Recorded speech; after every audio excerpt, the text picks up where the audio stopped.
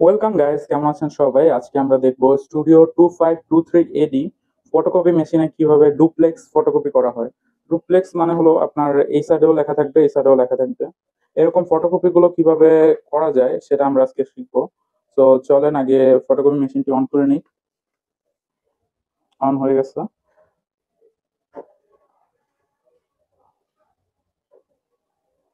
তো এখানে আমাদের প্রথমে সিলেক্ট করে নিতে হবে ডুপ্লেক্স। ডুপ্লেক্সে ক্লিক করলাম, এখানে দেখবেন যে নিচে যে ইয়াটা আছে ডুপ্লেক্স, এখানে রাইট রাইট সাইডে আমরা ক্লিক করব। এখানে দেখবেন বুক, ট্যাবলেট, দুটো অপশন আছে। আপনারা যদি বুকে দেন তাহলে ঠিকভাবে ফটোকপি আসবে। আপনারা প্রথমে এরকম দিলে এবং দ্বিতীয়বার আপনারা জাস্ট উল্টে দিলেই ফটোকপিটা ঠিকভাবে আসবে। আর যদি আপনারা ট্যাবলেট মোডে দেন, ট্যাবলেট মোডে দিলে আপনারা এরকম দিয়েছেন প্রথম পেজ, এটা তো প্রথম পেজ ধরেন এরকম দিয়েছেন, সেকেন্ড পেজ আপনাদের উল্টে দিতে হবে। উল্টে না দিলে আপনার প্রিন্টটা উল্টা ভাবে আসবে। সো সব থেকে ভালো হলো আপনি যদি এখানে বুক সিলেক্ট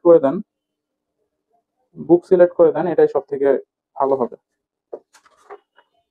প্রথমে আমরা এই সাইড দিয়ে নিলাম, স্ক্যান হবে, স্টার্ট।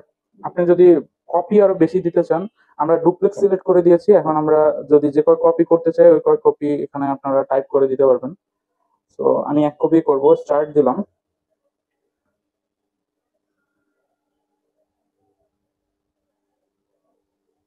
স্ক্যান হয়ে গেছে, এখন সেকেন্ড পেজ স্ক্যান করতে হবে আমাদের। জাস্ট এটাকে উল্টে দিলেই হবে, বইয়ের পাতার মতো আর কি। দিলাম, আবার স্টার্ট দিলাম, আমাদের প্রিন্টিং শুরু হয়ে গেছে। অটোমেটিক এটা নিয়ে নিবে, নিয়ে আবার অপর পাশে প্রিন্ট করে দিয়ে দিবে আমাদের।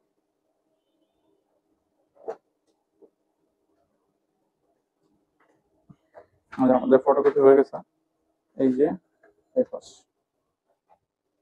তো আপনারা কখনোই ট্যাবলেট মোডে দিয়ে আপনারা ডুপ্লেক্স প্রিন্ট করবেন না, তাহলে আপনাদের অনেক সময় খেয়াল না থাকলে আপনারা যদি এটা উল্টে না দেন তখন আপনাদের প্রিন্ট উল্টা আসবে। তো ধন্যবাদ সকলকে।